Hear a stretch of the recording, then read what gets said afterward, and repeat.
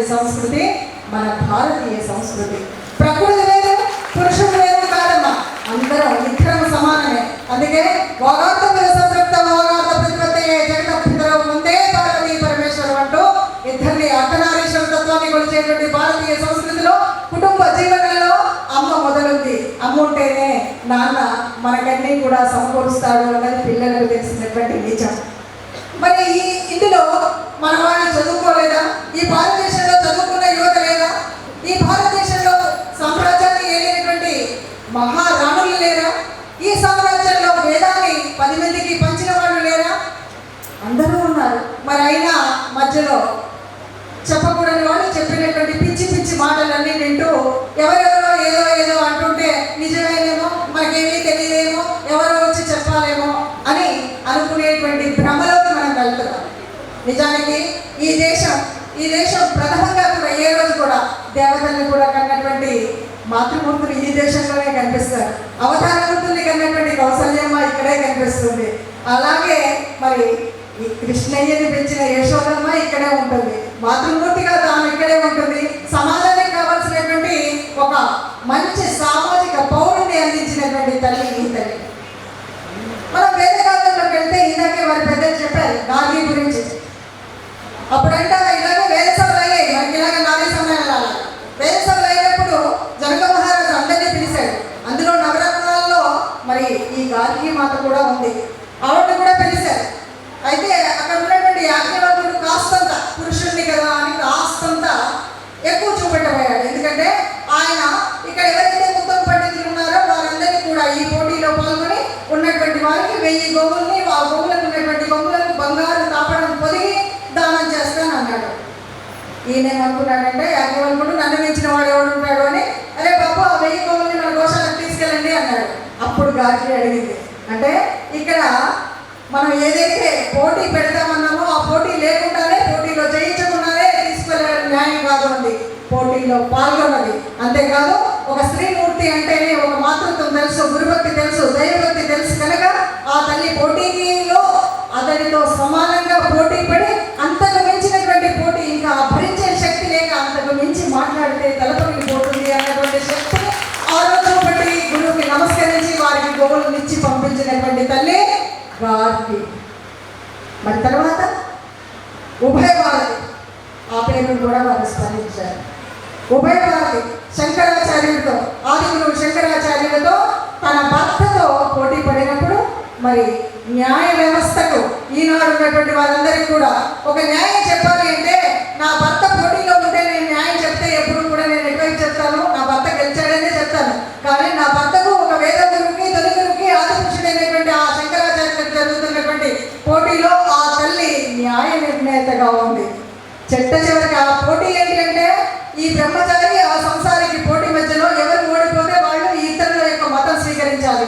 ఈ శంకరాచార్యులు సన్యాసం వదిలేయాలి, లేదంటే ఆ మండల మిశ్రుడు సన్యాసం తీసుకోవాలి. అలాంటి పోటీ. మరి అలాంటి పోటీలో ఏ ప్రశ్న అడిగితే ఆ ప్రశ్నకు సమాధానం చెప్తున్నటువంటి దీనికి ఒక నిర్ణయం కూడా తీసుకున్నారు. మెడలో ఒక మాల వేస్తారు, ఎవరైతే ఓడిపోతూ ఉంటే ఆ మాల వాడిపోతూ ఉంటుంది. అలాంటి పరిస్థితుల్లో భర్త ఓడిపోతాడు అని తెలిసి, ఓడిపోయాడు అని తెలిసినప్పుడు ఆ తల్లి భార్యగా సహధర్మ విచారిగా ఓ మాట చెప్తుంది, ఇంతసేపు మీరు మాట్లాడారు కానీ ఒక్క విషయం, నేను ఆయన సహధర్మచారిని, అందులో సగభాగం నాకు ఉంది కాబట్టి నేను కూడా కొన్ని ప్రశ్నలు అడుగుతాను, వాటికి సమాధానం చెప్పిన తర్వాత తుది నిర్ణయం జరుగుతుంది అని చెప్పింది. సరే, తర్వాత కదా ఎలా ఉన్నా సరే ఆనాటి కాలంలో ఒక న్యాయమూర్తిగా ఎలాంటి విభేదాలు లేకుండా అక్కడ కూర్చున్నటువంటి వాడు భర్త అయినా సరే సరి అయిన న్యాయం చెప్పగలిగినటువంటి స్త్రీ ఈ భారతి బిడ్డ. ఈ భారతదేశంలో పుట్టింది తల్లి భారతి. అంగసీమలో ఎందరో మహిళలు అందరూ కూడా ఒక్కొక్క రాణి, ఒక్కొక్క కలికితురాయిలాగా భారత మాత కిరీటంలో నిలిచినటువంటి మహనీయులు ఎందరో ఉన్నారు. ఇక మరి అంతేకాదు, మనకు ఆ కాలం వదిలి కొంచెం ముందుకు వస్తే మరి రామాయణ కాలం, అది కూడా వారు చెప్పారు. రామాయణ కాలంలో ఉన్నటువంటి ముఖ్యంగా రాముడు ధర్మపురుషుడు. రామో విగ్రహవాన్ ధర్మం అంటూ ఒక రాక్షసుడి చేత కూడా పొగడబడినటువంటి ఆ మహానీయుడు ఊరికే ఎలాగొచ్చాడా అంటే దేవతా స్వరూపం కాబట్టి ఆ లోకంలో నుండి ఈ లోకం వచ్చాడు కాబట్టి ఆయన శ్వాసనాభిరాముడుగా ఉన్నాడా? కాదు కదా.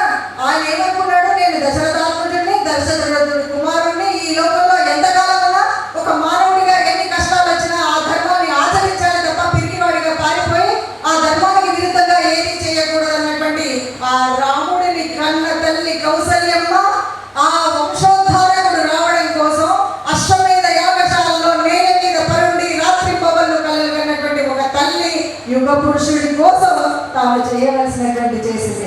ఏ తల్లి అయినా సరే తన బిడ్డను రేపటి భవిష్యత్తుకు ఈ దేశానికి వారసుడు కావాలంటే, ఈ సమాజకర్త కావాలంటే తన నుండి సమాజం నుండి దేశం వరకు ఒకటిగా ఏకీకృతం చెయ్యాలి అంటే తల్లికి అనేటువంటి కళలు ముఖ్యం. అలాగా కాబట్టే తల్లి కౌసల్య ఆ రోజు బిడ్డను విశ్వామిత్రుల వారి వెంబడి పంపించిన, కనుక నేల మీద పరుని విద్యాభ్యాసం చేసిన, అరణ్యాల్లోకి వెళుతుంటే నాయన ధర్మాన్ని రక్షించు, ఆ ధర్మం నిన్ను రక్షిస్తుంది అని తీగన, అలాంటి తీగలను ఇవ్వగలిగినటువంటి తల్లి ఉండాలి. అయోధ్యలో ఉన్న, అడవిలో ఉన్న నా బిడ్డ ధర్మం తప్పకూడదు, ఈ ధర్మాన్ని విడకుండా ఉండాలి అనేటువంటి ఆశ మనకు ఉండాలి. ఈ ఆశయం ఉంటే ఆనాటి రామాయణ కాలంలో ఒక వంశకర్తలు దిద్దేటువంటి ముగ్గురు తల్లుల్ని మనం చూస్తాం. అలాగే మీరు సుమిత్రమ్మని కూడా చూస్తే రాముడు అడగల్లో వెళ్తే లక్ష్మణ్ని వెళ్ళగా సేవ చేయాలని అంతకంటే భాగ్యం లేదన్నది. ఎప్పుడైనా సరే మన తోటకూడలో ఇంకెవరికో ఉంటే వారికి కష్టం వస్తే మన పిల్లల్ని పంపిస్తామా? పంపించడం మన కష్టం. కానీ సుమిత్రమ్మ చెప్పింది ఆ రోజే, తనకున్న ఇద్దరు బిడ్డల్ని ఒకటి ఆమె దృష్టిలో రాముడు దేవుడే, ఆమె దైవోపాసకురాలు కాబట్టి ఆ దేవుడికి అప్పచెప్పింది ఒక బిడ్డని. దేవుడికి అప్పచెప్పడమే కాకుండా ఆ దేవుడు ఆజ్ఞాపిస్తే రాజ్యం వెళ్ళినటువంటి భరతుడు, పాదుకలు పెట్టుకుని రాజ్యం వెళ్ళిన భరతుడు, రాముడు ఆజ్ఞాపిస్తే రాజుగా ఉన్నటువంటి ఆ రాజ్యానికి మరో కొడుకుని అప్పచెప్పింది. అంటే ఆ తల్లి దృష్టిలో మీకున్నటువంటి బిడ్డలకు దైవభక్తి దేశభక్తి రెండు ఉండాలి అని చెప్పింది. అందుకే దైవానికి ఒక బిడ్డను, దేశానికి ఒక బిడ్డను అర్పించింది ఆ తల్లి. మనం ఈ రోజు ఎంతమంది మన పిల్లలకు దేశభక్తి నేర్పుతున్నాం, ఎంతమందికి దైవభక్తి నేర్పుతున్నాం? పెరిగిందాలి వాడు పెరిగాడు అంటే ఈ రోజు మారుతున్న కాలం. ఒకనాడు భారతదేశంలో భారతీయ మహిళ అలా ఉండేది, మరి ఈనాడు ఎందుకు మార్పులు వచ్చాయి? ఈ మార్పులు ఎక్కడి నుండి వచ్చాయి? భారతీయ సనాతన ధర్మాన్ని వదిలేసి పాశ్చాత్య ధర్మాన్ని మనం నిండా కప్పుకుంటూ అక్కడ ఉన్నటువంటి వాళ్ళని చూస్తూ ఇక్కడ ఉన్నటువంటి కుటుంబ వ్యవస్థను విచ్ఛిన్నం చేస్తున్నటువంటి అనేక మంది రాక్షస తత్వం కలిగినటువంటి వాళ్ళు మనలో జరబడి మనకు తెలియకుండానే మన సంస్కృతి మీద దాడి చేస్తుంటే కట్టు పట్టు మరిచిపోయాం, సంస్కృతిని పక్కకు పంపించాం. అలాంటప్పుడే వస్తుంది భారతీయ మహిళ ఎప్పుడు కూడా చక్కగా నిండుగా లక్ష్మీదేవిగా నిండైన బొట్టుతో చక్కగా ఆ అమ్మవారి లాగానే కనిపించేది. అలాంటి ఆ తల్లి ఒక మన వంశం రేపటి మన తరం కూడా ఈ భారతీయ వారసులుగా, సనాతన ధర్మపు వారసులుగా ఉండాలంటే రామాయణంలో మనం ఆ విషయం చూసాం. అంతేకాదు మరి కైకమ్మ కూడా అలాంటిదే చేసింది. తన పేరును త్యాగం చేసి బిడ్డని అడవికి పంపింది. ఎందుకంటే ధర్మరక్షణ కోసమే. ఆ ధర్మం ఏమిటంటే ఏ రోజైనా విద్య పరిణమిల్లాలి. ఆనాటి కాలంలో విద్య అంతా కూడా అరణ్యాల్లో ఉంది. ఆ అరణ్యాలలో ఉన్న విద్య మరి ఆ విద్యాలయాలను రాక్షసులు సంహరించకుండా ఉండాలి అంటే రాముడు అయోధ్య కంటే అడవిలో ఉంటేనే ఆ దేశం సుభిక్షంగా కాదు. ఈ రోజు మనందరూ కూడా గిరుడు జిరుడు ఉన్నంత జనుడు ఉన్నంత వరకు రాముడు నిలిచి ఉండాలి. అందరూ రాముడి కోసం కలలు కలాలి అంటే ఆ తల్లి అలా త్యాగం చేసింది. మరి ఆ యుద్ధం అనేది తెలియాలంటే కైకమ్మకు యుద్ధం తెలుసు. దశరథుడితో సహా దేవతలకు సహాయం చేసింది. ఆనాటి వాళ్ళు ఎవరిని కూడా వెనకంజ వేయి ఏదో ఇంట్లోనే ఉన్నటువంటి వాళ్ళు కాదు. మీరు చూస్తారు తర్వాత ద్వాపరయుగంలో కూడా సత్యభామ శ్రీకృష్ణుడితో సహా యుద్ధానికి వెళ్ళింది. మరి వెళ్ళగలిగినటువంటి శక్తి ఉంది, యుద్ధ నైపుణ్యం ఉంది. అంతేకాదు ద్రౌపదమ్మ కూడా ఒక మాట అడిగింది కృష్ణుడు సన్నిధికి వెళ్ళడానికి. అన్న వీళ్ళు యుద్ధం చేస్తారా లేదా, లేదంటే నేను నా కోడళ్ళందరూ కలిసి యుద్ధం చేసి వచ్చిన తర్వాత మాట్లాడతామా అన్నది. అంటే ఎప్పుడు కూడా అధర్మానికి హాని చేస్తూ ఉంటే అలాగా కళ్ళు మూసుకొని కూర్చోవడం కాదు. మన బిడ్డలు మన వాళ్ళు పక్కదారి తొక్కుతూ ఉంటే మనకి ఎందుకంటే ఈ రోజు ఇట్లాగే ఉంటుంది. లేటెస్ట్ టైం అమ్మా చదువుకుంటున్నారమ్మా, వాళ్ళు చదువుకుంటున్నారు కాబట్టి వాళ్ళకి పిచ్చి పిచ్చి వేషాలు వేసుకోవచ్చు, చిరిగిన బట్టలు వేసుకోవచ్చు, చిప్పిరి జుట్టులు వేసుకోవచ్చు అని చెప్పకండి. ఏది ఏమైనా సరే మనం ఎలా ఉండాలో అలాగే ఉండాలి. ఎలా ఉన్నప్పటికీ కూడా అలాంటి దాన్ని సాధించగలగాలి. మనం చూసారనుకుంటా మొన్ననే మనకు రాకెట్లను పంపించగలిగినటువంటి ఆ స్పేస్ సెంటర్లో ముగ్గురు మూర్తులను చూస్తే కాళ్ళకి దండం పెట్టాలి. మనం టీవీలో చూస్తూ కూడా చక్కగా చీర కట్టుకొని నిండుగా గాజులు వేసుకొని చక్కగా ఉన్నటువంటి వాళ్ళని ఎవరిని కూడా గొప్ప సైంటిస్టులు అనుకో, ఏదో మనలాగా ఇంట్లో కూర్చొని వంట చేసుకునేటువంటి మహిళా మూర్తులు పెట్టుకుంటారు. అంటే మన శక్తికి వేషానికి సంబంధం లేదమ్మా. మనది అస్తిత్వం కోసం మన దేశంలో ఉన్నటువంటి మన అస్తిత్వాన్ని ఉండాలి. చాలా మంది అంటుంటారు, అరే నేను ఇలాంటి డ్రెస్ వేసుకుంటే రోజు ఆఫీస్కి వెళ్తాను కదా, నేను వెహికల్ డ్రైవ్ చేయలేను, 2 వీలర్ 4 వీలర్. పాపం ఝాన్సీ రాణి మన పిచ్చిదా? ఝాన్సీ రాణికి మణికంఠగా ఉండేటువంటి ఆ తల్లి ఝాన్సీ కోటను రక్షించుకోవడం కోసం 22 సంవత్సరాలు కూడా లేకముందు ఆ తల్లికి ఎన్ని కష్టాలు వచ్చాయి. ఆ దత్తత చెల్లదన్నాడు ఆ బ్రిటిష్ వాడు. అయినా సరే బిడ్డను కట్టుకొని నడుకి యుద్ధం చేసేటప్పుడు ఎన్ని కష్టాలు పడ్డది. రాత్రికి రాత్రి తెల్లవాడు వస్తున్నాడు అంటే ఆ మైదానాల చుట్టూ కూడా అటు ఉన్నటువంటి అనేకమైనటువంటి చోట్ల బావులన్నింటిలో నీళ్లు తోడి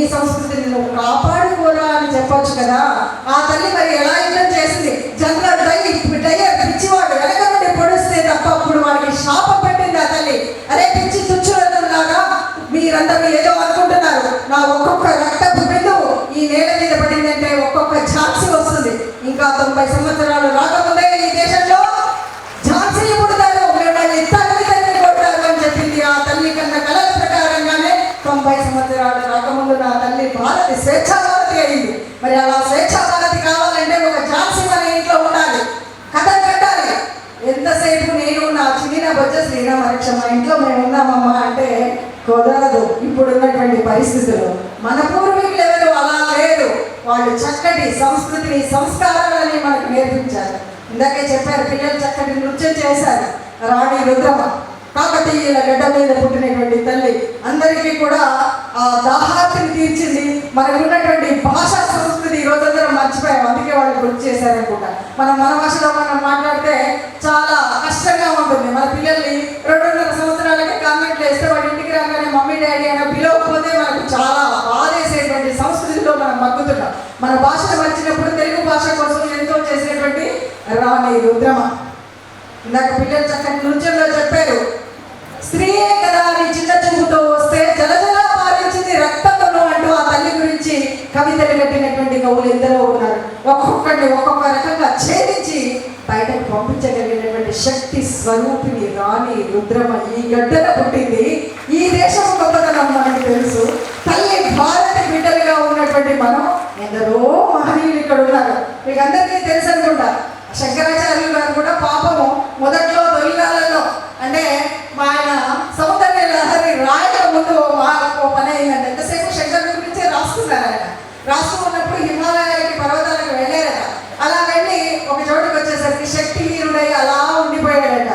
ఎంతసేపటికి దాహం దాహం అంటున్నాడంట. ఒక్కరు కూడా దాహం ఇచ్చేటువంటి పరిస్థితులు నీళ్లు అందించేవాళ్ళు లేరట. అప్పుడు ఒక మంచి వృద్ధ స్త్రీమూర్తి అమ్మ పార్వతి అనుకుంటా వచ్చింది. వచ్చి అదిగా అక్కడ ఎదురుకుండా బాగుంది కదా అన్నాడు. అమ్మ శక్తి లేదు అన్నాడంట. అయ్యో బావి ఎదురుగా తోడుకొని తాగితే శక్తి లేదు అన్నాడంట. అంటే మరి ఇంతసేపు అంతసేపు ఆ పరమాత్మను కొలుస్తూ ఉన్నావు కదా, ఆ శివశక్తిని గురించి పాడుతూ ఉన్నావు కదా, శక్తి లేకపోతే ఏం చేస్తావు నాయన అన్నట్టు. అప్పుడు ఆయనకు అర్థమయ్యి వెంబడే శివశక్తి ఆయుక్తో అనుకుని అందుకొని సౌందర్య గారి మొదటి శ్లోకాన్ని పూర్తి చేసి 50 శ్లోకాలనే అందంగా ఇప్పటికీ కూడా మనందరం కూడా సౌందర్య గారి ప్రాక్టీస్ చేస్తున్నామండి అని మనం చెప్పుకునేటువంటి వాళ్ళకి భిక్ష పెట్టినటువంటిది అక్కడ ఉన్నటువంటి శక్తి లేకపోతే మనకు ఏది లేదు అన్నటువంటి విషయం మనకు తెలియాలి. మరి అందరూ అట్లా రాజ్యాన్ని వెళ్ళినటువంటి వాళ్ళు ఉన్నారు, రాణులు ఉన్నారు. కేవలం ఏదో మీరు చెప్తున్నారండి ఎపిక్స్ అండి, భారత రామాయణాలు భారతాలు అలా ఉన్నాయి, అదేదో అప్పటి కాలం అలా జరిగిందంటే కలియుగంలో లేరా? చరిత్రలో లేరా మాతృమూర్తులు? ఒక వంశ అభివృద్ధి కోసం, వంశ రక్షణ కోసం ఎందరో తల్లులు ఉన్నారు. ఒక్కొక్కరి గురించి ఇక్కడ మనకి ఎందుకు పెట్టారు అంటే వాళ్ళందరి గురించి మనము తెలుసుకోవడం కోసం పెట్టారు. సరే, శారదామాత గురించి చెప్పామనుకోండి. తల్లి శారదామాత వివాహమైన భర్త యొక్క ఆధ్యాత్మిక చింతనకి తోడుగా ఇది ఎక్కడి నుండి తెచ్చుకుంది ఆ తల్లి అంటే మండల మిశ్రుడి యొక్క ఇల్లాలు అక్కడ నుండి తెచ్చుకున్నటువంటి విషయం ఇది. అంతేకాదు యాజ్ఞవల్కుడి యొక్క ఇల్లాల గురించి కూడా తల్లికి తెలుసు అనుకుంటా. భర్త ఎంత యోగంలో ఉండి ఆధ్యాత్మిక చింతనలో ఉంటే తాను కూడా దైవ స్వరూపంగా ఉండి భర్తకు సహకరించి భర్తకు ఇబ్బంది కలిగించలేకుండా ఉన్నటువంటి స్త్రీమూర్తి. అంతేకాదు తన శిష్యులందరినీ తయారు చేయడానికి చోదడుగా ఉంది. అంతకు మించి వివేకానందుల వారు ఈ దేశం వంటి బదులు ఇతర దేశాల్లో భారతీయ చైతన్యాన్ని చెప్పడానికి కారణం తల్లి శారదామాత. ఆ తల్లి దీవెనలతోనే సముద్రాలు దాటి మొట్టమొదటిసారిగా సన్యాసి వేరే దేశాలకు వెళ్ళినటువంటి చరిత్ర ఇక్కడ ఉంది. అంటే తల్లి శారదామాత గొప్పతనం మనం తెలుసుకోవాలి. మరి వెళ్ళినటువంటి వివేకానందుల వారు ఊరికే వెళ్ళారా అంటే వెళ్ళారు, గొప్పగా తెలిసారు, చాలా గొప్పగా అక్కడ ఉన్నటువంటి వాళ్ళందరికీ భారతీయ సంస్కృతి గురించి చెప్పారు. ఎక్కడ పోతే అక్కడ, ఎక్కడ పడితే అక్కడ చెబుతూనే ఉన్నారు, అక్కడ బాధపడుతూనే ఉన్నారు. వీరికందరికీ ఇంతటి వైభవం ఉంది, నా దేశానికి ఎందుకు ఇంత కొరత ఉంది అనుకున్నాడు. అనుకోవడమే కాదు, ఆయన ఆలోచనలు ఎలా ఉన్నాయో ఆ రోజు చెప్పాడు. ఉప్పు నరాలు ఇనుప కండరాలు అని యువత గురించి చెప్పాడేమో, కానీ అందులో సగం మంది విద్యావంతులైన యువతులను ఇస్తే అలాంటి గొప్ప కళలు కలుగుతున్నటువంటి వారు ఎందరో ఉన్నారు. అన్నింటికి మించి పక్కన సోదరి నివేదిత ఉన్నారు. ఆయన మనకి ఇచ్చినటువంటి ఓ గొప్ప నివేదన, ఒక గొప్ప ప్రసాదం. ఎంతో మంది శిష్యులుగా వచ్చారు, కానీ ఆ తల్లి ఈ దేశానికి వచ్చి మన సంస్కృతిని నేర్చుకొని మనలో ఒకరిగా ఉండి తను పుట్టినటువంటి దేశం మీద యుద్ధం చేసింది. ఇక్కడ చదువు లేనటువంటి వారి కోసం, అందరి కోసం పాఠశాలలు పెట్టింది. మనం ఇందాక తెలుసో తెలియకో ఓ మాట చెప్పుకున్నాం, నోబెల్ ప్రైజులు అంతే తప్ప ఇక్కడ ఉన్న వారికి సేవ చేస్తున్నాను అనేటువంటి నెపంతో ఇక్కడ ఉన్నటువంటి వారందరినీ విధేయులుగా ఏ రోజు చేయలేదు, ఏ బహుమతి పొందలేదు నివేదిత. తాను కూడా మన హైందవ ధర్మాన్ని స్వీకరించినటువంటి గొప్ప తల్లి సోదరి నివేదిత. కాబట్టి మన చరిత్రను మనం తెలుసుకోవాలి. బ్రిటిష్ వాళ్ళు వచ్చినప్పుడు ఉన్నప్పుడు ఆ తర్వాత కాలంలో ఉన్నటువంటి అనేకమైనటువంటి చరిత్రలు అలాగే ఉన్నాయి. మరి కిత్తూరు రాణి చెన్నమ్మ గురించి సత్యాదేవి చెప్తారనుకుంటా. చెన్నమ్మ మనకు గొప్పలు కాదు, వృద్ధురాలైనప్పటికీ కూడా బ్రిటిషర్తో ఎలా యుద్ధం చేసిందో ఆ తల్లి శక్తిని గురించి మనం తెలుసుకుంటే తెలుస్తుంది. ఇలా ఒక చోట కాదు, మనం ఎప్పుడు కూడా అష్టభుజాలక్ష్మిని కొలుస్తుంటాం కదా. ఈ దేశంలో పుట్టినటువంటి స్త్రీమూర్తికి అన్ని రకాల చేతులు ఉంటాయన్నమాట. అవసరమైనప్పుడు అందుకే మనం దసరా నవరాత్రులలో ఆ తల్లి శక్తిని అన్ని రూపాలుగా వేస్తుంటాము. ఎందుకు అంటే ఏం చేయాలంటే అది అవసరమైతే ఆకలి అయితే అన్నం పెడుతుంది, కోపం వస్తే దుర్గలాగా దునుమాడుతుంది. ఆ కోపం ఎప్పుడు దుర్మార్గం, దుష్టత్వం, మనకు తెలియనటువంటి దుర్యోధుడి లక్షణాలు ఉన్నప్పుడు చీల్చి చెండాడుతుంది. అది తప్పనటువంటి పరిస్థితి. ఇక్కడ ఉన్నటువంటి వాడు విద్యలో కానీ, ఒక రాణి వ్యవస్థలో కానీ, అంటే ఒక సామ్రాజ్య స్థాపన కానీ, సామ్రాజ్య నిర్వహణ కానీ, ఇంకా వ్యాపార స్థితుల్లో కానీ అన్నింటా ముందున్నటువంటి నారీ మనులు ఈ దేశంలో పుట్టారు. మనకి డొక్కా సీతమ్మ గారి గురించి చాలా మంది అక్కడ చెప్తూ ఉంటారు. ఆ తల్లి ఎంత నిరంతరం అంటే ప్రతినిత్యం అన్నపూర్ణాదేవిలాగా అక్కడికి వచ్చేటువంటి వాళ్ళకి, ఆనాటి కాలంలో హోటళ్లలో తినేటువంటి అవకాశం లేనటువంటి వారికి ప్రతినిత్యం అన్నం వండి పెడుతూనే ఉన్నటువంటి ఓ తల్లి, సాక్షాత్తు కలియుగ అన్నపూర్ణ. ఆ అమ్మ ఎలాంటిదంటే ఒకే ఒక్కసారట దేవతీర్థయాత్రకు వెళ్ళాలనుకుందట. ఆమె భర్త కలిసి అన్నవరం వెళ్ళాలని బస్ స్టాప్ లో ఉన్నారట. ఉన్నప్పుడు ఒక కుటుంబం ఆ బస్ స్టాప్ నుండి దిగిందట. ఆ చిన్నపిల్లలేమో ఏడుస్తున్నారట, నాన్నమ్మ అన్నం, అమ్మ అన్నం అనే. ఆగండి నాన్న, ఇంకొక 10 నిమిషాలు అయితే డొక్కా సీతమ్మ గారి ఇంటికి వెళ్తాము, మనం ఆ తర్వాత ఈ ఆకలి తీరిపోతుందన్నాడంట. ఆ మాట విన్న డొక్కా సీతమ్మ గారు, ఆ దేవుడు ఎందుకులే, ఈ వీరికి అన్నం పెడితే చాలు అని వెనక్కి తిరిగి వచ్చి గబగబా అన్నం వండి పెట్టినటువంటి అన్నపూర్ణ పుట్టినటువంటి దేశం ఈ దేశం. అంతేకాదు మన కుటుంబ జీవనంలో చాలా మంది చెప్తూ ఉంటారు, అప్పుడు కూడా ఇలాంటి ఒక అభానకం ఉంది కూడా, అప్పుడు కూడా ఒక అభనమ్మకం ఉంది. సత్యభామ చాలా కొద్దిగా గర్వం కూడా ఎక్కువే. అంటే శ్రీకృష్ణుడు ఎప్పుడు నా చెందే ఉంటాడు, నేను సత్యావతి అని పిలిపించుకుంటాను అని కాస్త కొద్దిగా అందరి ముందు దర్భం చూపెట్టాలనే కదా ఆ రోజు నరకాసురుడిని చంపుతానని వెళ్ళింది కూడా. ఆ దర్భం చూపెట్టడంలో ఆమెకు ఒక అనుమానం వచ్చింది. అరే నేను ఎప్పుడు కూడా ఇన్ని చెప్తాను, ఈ కృష్ణుడు ఏమో మాయలోడు, ఇక్కడే ఉన్నట్టుంటాడు, అక్కడెక్కడికో పోతుంటాడు, ఏంటో ఈ కథ ఏదో చూద్దాము, ఎట్లా చేయాలి అని ఆలోచిస్తున్నాను. ద్రౌపదమ్మ గుర్తొచ్చిందట. గుర్తొచ్చి అమ్మ ఒకసారి వెళ్ళాడు అనమాట శ్రీకృష్ణుడు. ఆ ద్రౌపది పంచపాండవులు అడవుల్లో ఉన్నప్పుడు సత్య కూడా కృష్ణుడితో పాటు వెళ్ళింది. వెళ్ళిన తర్వాత ఏదో ఆయన కృష్ణుడు వాళ్ళ బాబాతో మాట్లాడుతూ ఉన్నాడు. ఆ సమయంలో నెమ్మదిగా సమయం చూసుకొని వదిన ఒక చిన్న అనుమానం అందంట. ఏంటి అనుమానం అంటే, ఏమీ లేదు, నేను ఎప్పుడు చూస్తా, మీ అన్న అన్నీ చెప్తాడు కానీ ఎప్పుడు కూడా నేను చూస్తా, మా 5 అన్నలు కూడా ఎప్పుడు నీ మాట వింటారు, నువ్వు ఏది చెప్తే అది సరిగ్గా ఉంది అంటారు, నువ్వు ఏది చేసినా ఎప్పుడు ఏమి చేసినా కోపం ఏమీ రాకుండా ఇంత సమయంలో ఎలా ఉంటారు. నాకు అనుమానం, ఈ అడవుల్లో కానీ ఎక్కడైనా కానీ ఏదైనా మందు దొరికితే మందు వేసావా, ఏదైనా మంత్రం వేసావా, ఏదైనా యంత్రం కట్టించావా, ఏదైనా తంత్రం చేసావా అని అడిగిందంట సత్యభామ ఆ రోజులో. అడిగితే అవునమ్మా, నేను వేసే మంత్రం ఏంటో తెలుసా, ఎవరైనా సరే ఎప్పుడైనా సరే నా భర్త ఇంటికి వచ్చాడంటే రాగానే సేద తిన్నాడా లేదా అని చూసుకుంటాను. రాగానే నేను ఇంట్లో ఉన్నటువంటి అన్ని రకాలైన ఈరోజు మీ అమ్మిట్లు అంది, మీ అమ్మిట్లు అన్నది, అదన్నదని కాళ్ళు చెప్పులు లోపలికి పెట్టకముందే తిండిరు ఎప్పుడు చెప్పలేదమ్మా. నేను ఎప్పుడు లోపలికి రాగానే పాపం